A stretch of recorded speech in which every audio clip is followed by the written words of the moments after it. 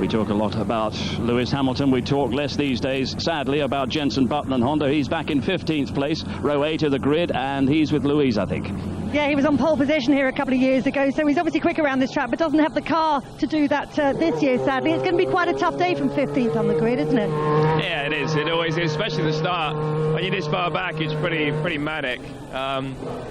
So yeah, it's going to be an exciting race, and I think this is a tough race reliability-wise for everyone. So there is a possibility, you know.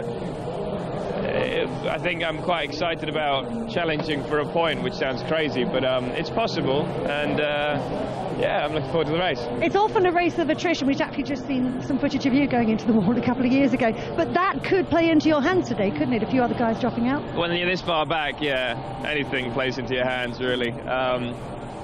So I'm looking forward to it, and I think we can have a good race. You know, I think qualifying was pretty crap. It was pretty disastrous, but today I think we can have a much better day. Today is a better day. We'll catch you later. Cheers.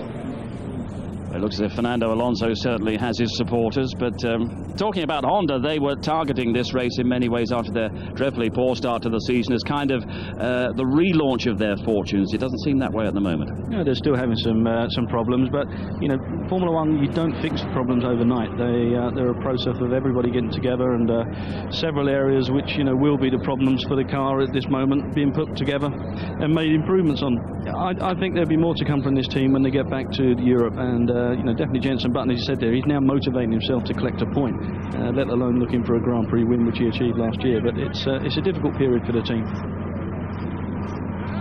And there's Fernando Alonso, and it was surprising to hear him almost concede to Ted Kravitz in his interview that maybe he'll be backing off in the latter stages of the race if he's in a kind of Monaco situation. Well, I think there might be an element of them setting themselves up for, you know, not having that Monaco issue again, and maybe they've had a couple of chats about what they do say and what they don't say.